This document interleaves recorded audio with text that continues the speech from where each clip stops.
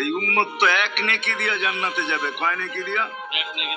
একটা নেকি দিয়া জান্নাতে যাবে এই উম্মত। অন্য উম্মতের কথা জানি না আমি, এই উম্মত এক নেকি দিয়া জান্নাতে যাবে।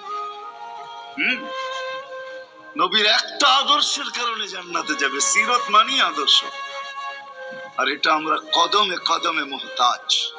কেননা এই ছোট জীবনটা যদি গ্রহণযোগ্যতা পর্যন্ত পৌঁছাইতে হয় আল্লাহর কাছে, চাই নারী হই, চাই যুবক হই, চাই বৃদ্ধ হই, যেই মানুষই হই না কেন, যেখানেরই হই না কেন, যেই বাসারই হই না কেন, যেই বর্ণেরই হই না কেন, যেই পেশারই হই না কেন, যেই সোসাইটিরই হই না কেন, এই জীবনটাকে যদি গ্রহণযোগ্যতা পর্যন্ত পৌঁছাইতে হয় কার কাছে? দুনিয়াওয়ালাদের কাছে না, মালিকের কাছে, যিনি এক ফোঁটা পানির থেকে অস্তিত্ব দিয়েছেন, যার কাছে আবার আমাদেরকে ফিরা যেতে হবে।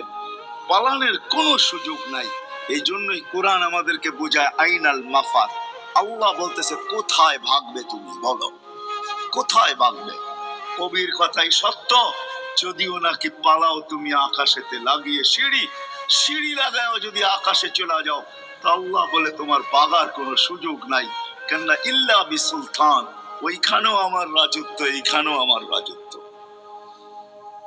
ডাইনো আমার রাজত্ব, বামে আগে পিছে উপরে নিচে সর্বত্র আমার রাজত্ব। আমার রাজত্বের বাহিরে যাওয়ার ক্ষমতা তোমাদের নাই।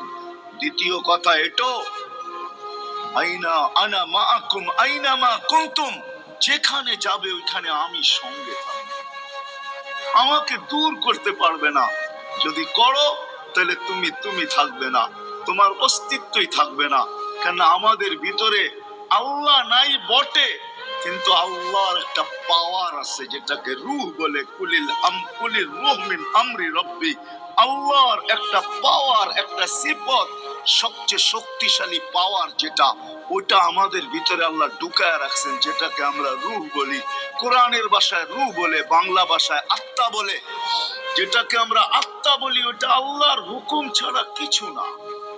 আল্লাহ বলে ওটা মনে করে নাও আমি তোমার ভিতরে আছি, কেন এটা আমারই জিনিস। কুলির রূহ মিন আমরি রব্বি, আমাকে পৃথক করলে আর তুমি থাকবে না। তখন তোমার চক্ষু থাকবে আইন লা তানজুর, তোমার চক্ষু থাকবে দেখবে না। উযুন লা তাসমা, কান থাকবে শুনবে না। লিসান লা তানতিক, জবান থাকবে কিন্তু জিহ্বা থাকবে কিন্তু বলবে না। আকলুন লা তুমাইয়িজ, তোমার মগজ থাকবে ভালো মন্দ বুঝবে না।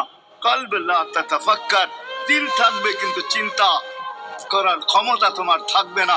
ইয়াদ লা তাফতিশ, হাত থাকবে ধরবে না। রিজল লা তামশি, পাও থাকবে চলবে না। তুমি হবে লাশ। লাশ। আল্লাহ পর্যন্ত যদি গ্রহণযোগ্যতায় পৌঁছাইতে হয়, ওইখান থেকে বাহির হয়ে গেছি।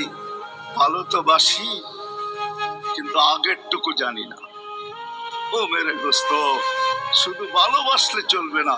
আবু তালেবের চেয়ে বড় ভালোবাসা আপনার আমার ছিল না, ছিল না। সাহাবাদের মতো ভালোবাসা আপনার আর আমার নাই। আছে নাকি? হ্যাঁ, আবু তালেবের মতো ভালোবাসা ছিল। চলেন শর্ট করি। আবু তালেবকে নিজের হাতে আল্লাহ রসুল কবরে রাখছেন। যখন রাখতে ছিলেন তখন চিৎকার দিতেছিলেন, আম্মি মা তারাক্তালি সাবিলা, চাচা কোন রাস্তা রাখলেন না আমার জন্য।